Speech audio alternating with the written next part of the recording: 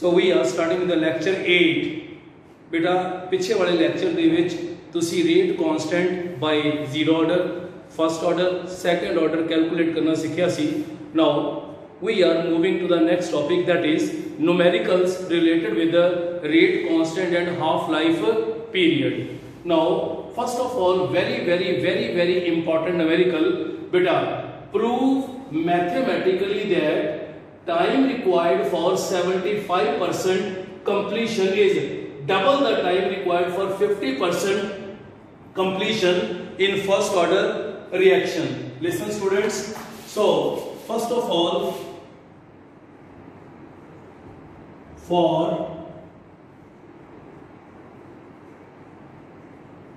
first order reaction we have K is equal to 2.303 by T log of A over A minus X, or T is equal to 2.303 by K log of A over A minus X. Now beta, for 50% completion, beta, A is equal to 100 and X will be equal to 50. Similarly, for 75% completion, again A is equal to 100 and X is equal to 75. Now time for 50% completion will be equal to 2.303 by K log of 100 over 100 minus 50. Similarly, time for 75% is equal to 2.303 by K log of 100 over 100 minus 75. So we will have time 50% completion is equal to 2.303 by K log 100 over 50. Similarly, time for 75% completion is equal to 2.303 by K log of 100 over 25. Again, time for 50% completion will be equal to 2.303 by K log 2, or T for 75% completion 2.303 by K log 4, where याद रखो कि बेटा log 2 is equal to 0.3010 and log 4 is equal to 0.6020. Now T at 75% over C at 50% will be equal to 2.303 by K log 4 over 2.303 by K log 2. So this value will be cancelled to give log 4 is equal to 0.6020 over log 2 is 0.3010 will give rise to. So याद रखो बेटा, very important for a first order reaction. Listen, time required for 70% completion is always equal to 2 times the time required for 50% completion. Time required for 50% completion. Similarly, बेटा second numerical हमारे पास again very important. So very important. Show that in first order reaction, time required for 99.9% completion is about 10 times that of the. बिल्कुल same जैसे आपने ये किया है. So again, for first order reaction, beta K is equal to 2.303 by T log of initial concentration or concentration of reactant after time t. Similarly, we have for 50% completion and 99.9% completion. What does it mean? Again, A is equal to initial 100 and amount of substance decomposed is equal to 50. Again, A is equal to 100 and X is equal to 99.9, where time for 50% completion is 2.303 by K log of 100 over 100 minus 50. Similarly, time for 99.9% is equal to 2.303 by K log of 100 over 100 minus 99.9, where time for 50% completion will be equal to 2.303 by K log of 100 minus 50. So, time for 99.9% 2.303 by K log of 100 over 0.1, where time for 50% completion is equal to 2.303 by K log of 2, and it is known to you log of 2 is equal to 0.3010. Now, time for 99.9% is equal to 2.303 by K log of, beta 100 over 0.1 is equal to 1000 is equal to 10 raised to power 3, and log of 1000 is equal to 3.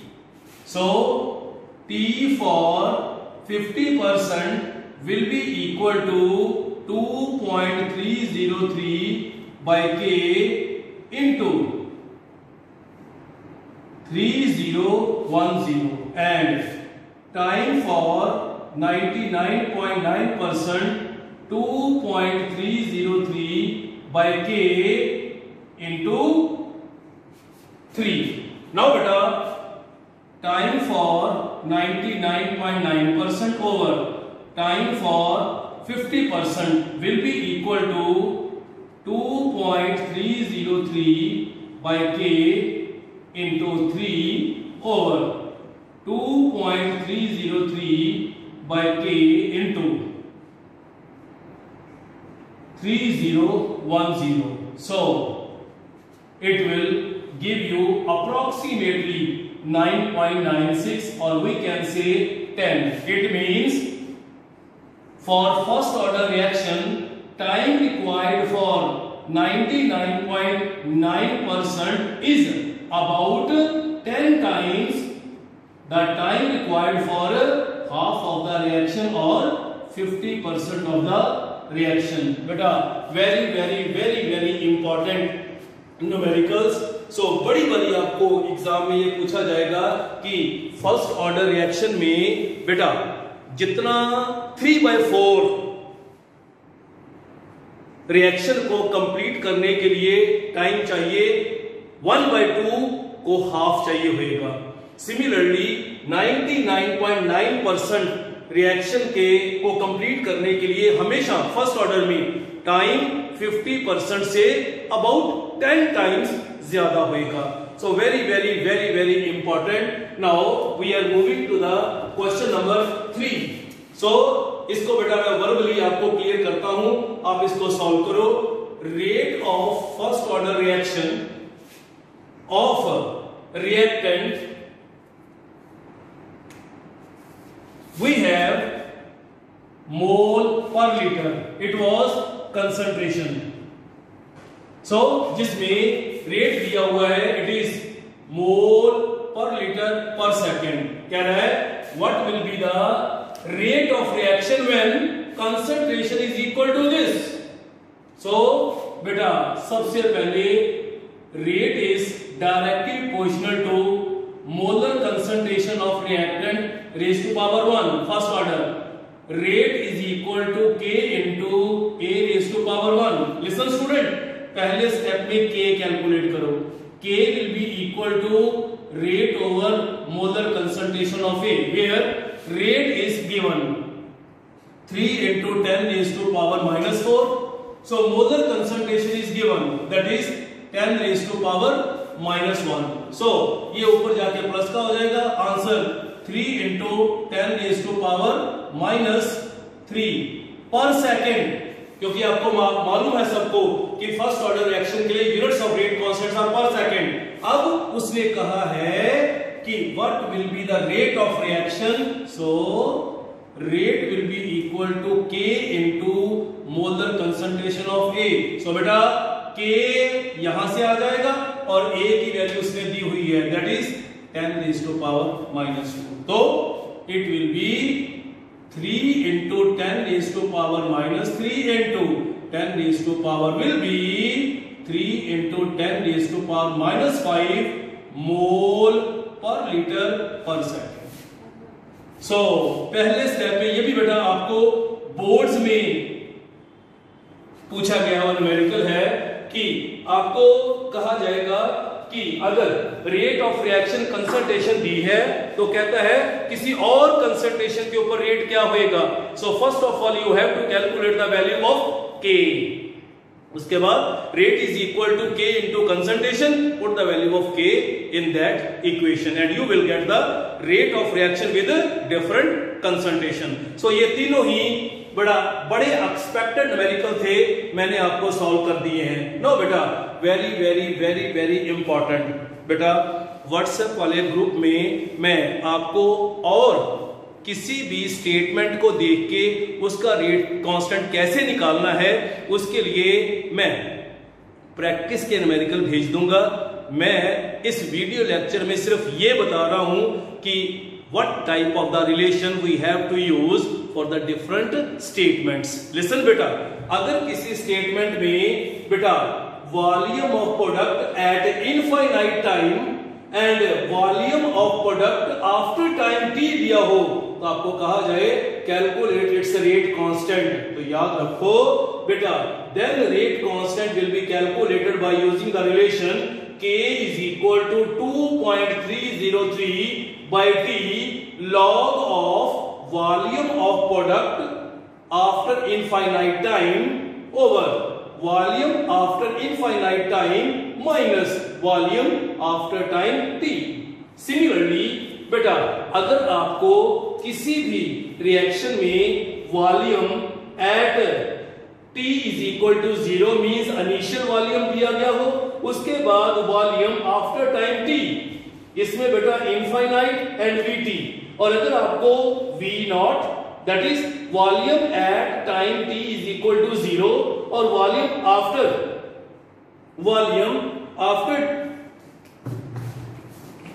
Volume after time t दिया हो, then you have to use the relation,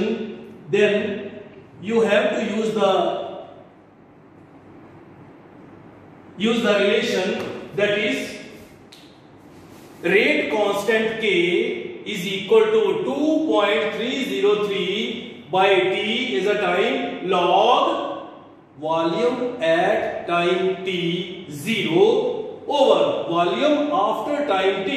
और बेटा अगर कहीं किसी statement में आपको infinite volume भी टाइम पे भी वॉल्यूम दिया हो, आफ्टर टाइम t भी दिया हो, और आपको इनिशियल जब time t is equal to 0, तो फिर आपने रेट कांस्टेंट कैसे निकालना है?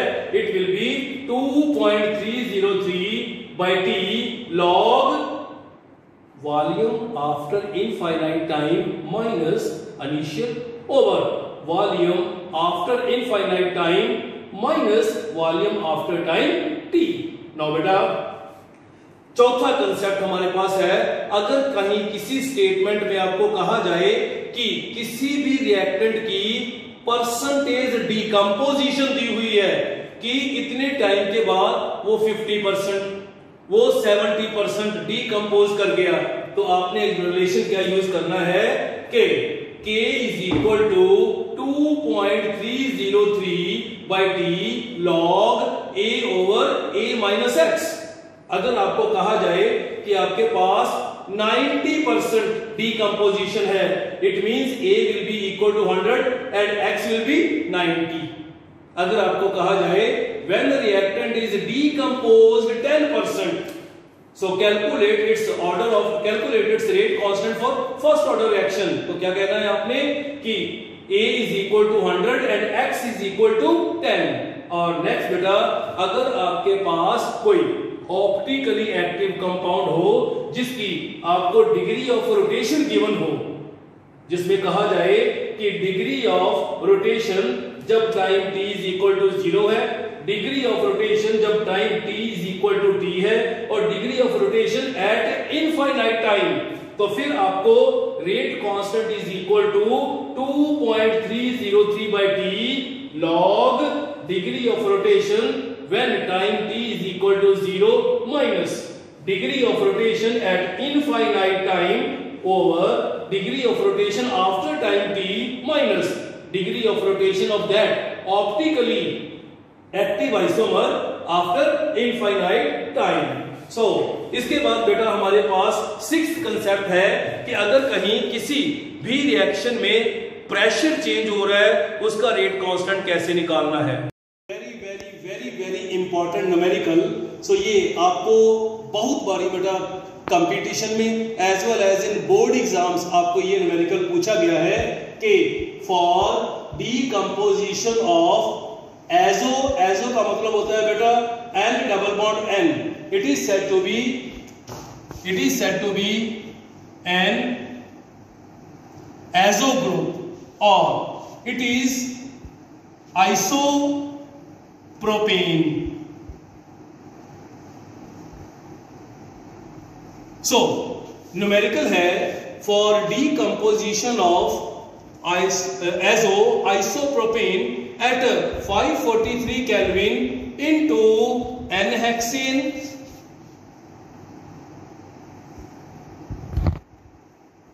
and nitrogen gas. Listen beta, so data will be provided to you when time is 0 second, then pressure in mm of mercury will be this, that will be its initial pressure, so that will be its initial pressure P not. और कह रहा है अगर हमारे पास time 360 के बाद pressure ये है, सो इसको हम P कह सकते हैं। सो आफ्टर दिस तो कहेगा कि calculate the rate constant for, listen बेटा very very important, we have azo isopropane decomposing into this, when we are initially considering time is equal to 0, then pressure of this reactant is considered to be P naught and pressure of both product will be 0 because अभी तो reaction शुरू ही नहीं हुआ। और अगर हम माने कि आफ्टर टाइम t इसका प्रेशर P है, इसका pressure P, what will B it's pressure, जो इनिशियल है माइनस में से ये प्रेशर, देखो कि जितने वो बन गए हैं इसका मतलब उतना प्रेशर इसका कम हो गया है। और अगर कहा जाए कि total pressure after time t will be equal to pressure of this plus pressure of this plus pressure of this, so total pressure will be equal to pressure of reactant plus pressure of product form. So plus P minus P से cancel होके आ जाएगा P not plus P। इसमें से अगर मैं P निकालने की कोशिश करूं तो P will be equal to PT minus P1। Consider as P naught, consider as question number 1। Now pressure of reactant after time t हमारे पास क्या है, P naught minus P। Now बेटा जी अगर मैं ये कहूं कि इक्वेशन नंबर 1 से P की वैल्यू यहां पे पुट करो तो हमारे पास क्या निकल आएगा कि P naught minus P is equal to P naught minus PT minus P naught will be equal to P naught minus P is equal to, इसको सॉल्व करो, 2P माइनस PT। नाउ बेटा ये हमारे पास है प्रेशर आफ्टर टाइम t और ये है हमारे पास initial pressure. Now by using this relation बेटा K is equal to 2.303 by T log A over A minus X और P नॉट ओवर, सो हमारे पास चेंज इन प्रेशर कितना आया हुआ है, that is 2P not minus PT। Listen बेटा जी P not की value हमारे पास है 35, सो P नॉट की वैल्यू 35 और PT की कितनी है, इट इज 54.1। कब, जब टाइम कितना था 360, यहां से K1 निकल आएगा। और सिमिलरली अगर आपने K2 निकालना है तो बेटा हमारे पास ये वाली वैल्यू जो थी यहां से आ गई, टाइम जो था वो यहां से निकल आया, बाकी जो इनिशियल प्रेशर था वो तो सेम ही रहेगा। So by using this relation you can calculate the value of rate constant after different time interval when pressure of product is changing. So is numerical in which pressure is changing as reaction is proceeding. Now we are moving to a very important concept. बेटा आप लोगों ने जब MCQs किए हैं, आप लोगों ने असाइनमेंट सॉल्व की है, उसमें you have many times you met this equation, that is the Arrhenius equation. What is it? Gives quantitative relationship between rate constant and temperature. Beta how temperature affects the rate constant, and mathematically rate constant is equal to a exponent raised to power activation energy over RT, where K is a reaction rate constant, A is frequency factor. Now EA is activation energy, beta R is gas constant and T is temperature. Now in terms of natural logarithm we can say natural logarithm of K is equal to natural logarithm of A plus natural logarithm of exponent raised to power minus activation energy over RT, where we can solve, so we can eliminate exponent, so it will become log या natural logarithm of K is equal to natural logarithm of A minus EA over RT, where this equation number 2 can be written in terms of log. हम सब जानते हैं natural logarithm is always equal to 2.303 log. Now in terms of log it becomes 2.303 log K is equal to 2.303 log A minus EA over RT. Now just to solve this equation, better divide both sides of equation number 3 by 2.303. So is equal to this.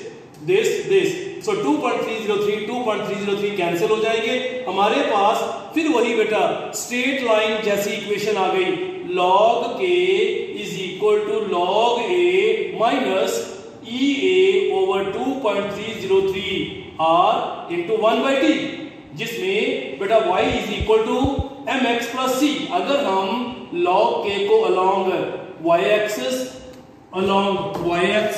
और 1/t को हम along x axis मान ले, तो बेटा इसमें हमारे पास negative slope आएगा, किसके इक्वल है, minus EA/2.303R and it will be equal to intercept.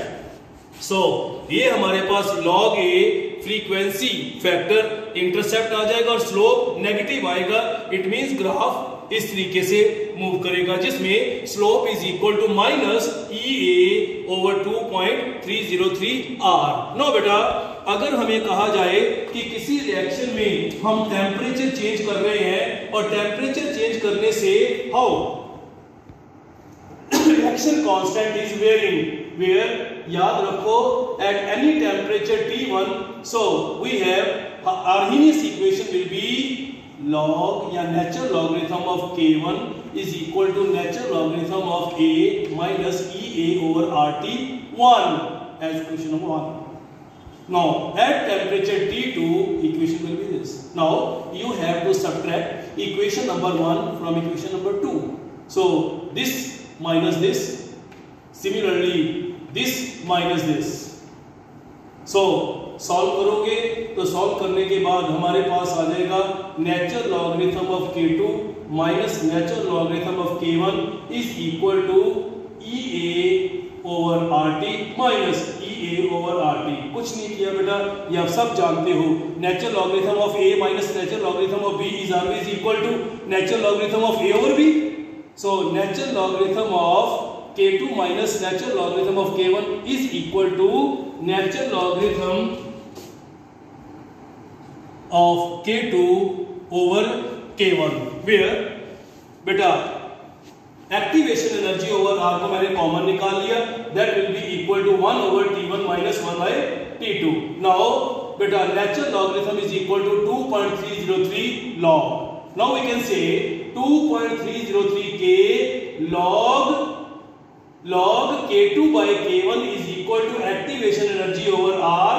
मैंने एलसीएम लेके सॉल्व किया, और अगर आपको कहा जाए by using Arrhenius equation how can you calculate the activation energy, तो फिर activation energy will be equal to 2.303 into R into T1 into T2 by T2 minus T1 log K2 by K1।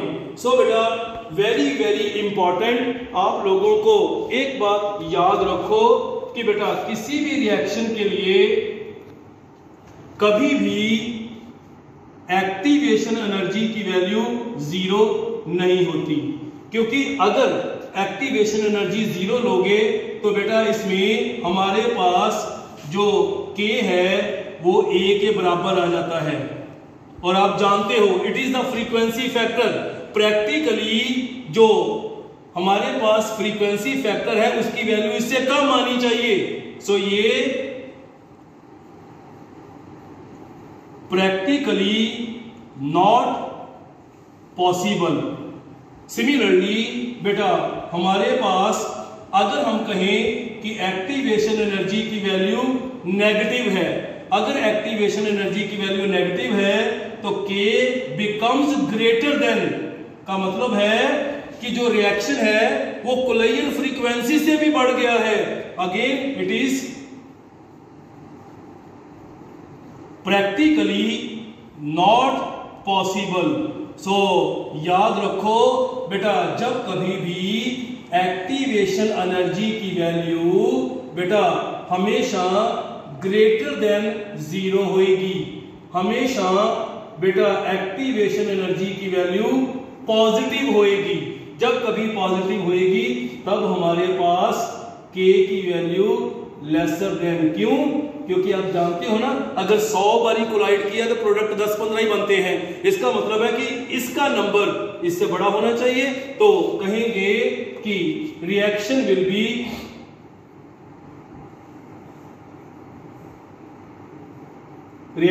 Be possible और feasible. और बेटा very very very very important, ये अपने मन में बात बिठा के रखो कि किसी भी रिएक्शन के टेक प्लेस करने के लिए उसमें एक्टिवेशन एनर्जी की वैल्यू हमेशा greater than 0 with positive integer होनी चाहिए। अगर कहीं बेटा वैल्यू उसकी 0 है तो क्या होता है, अगर बेटा लेसर देन 0 है तो क्या होता है। सो ये अपने मन में बिठा के रखो, for every reaction to take place its activation energy must be positive और ग्रेटर देन 0।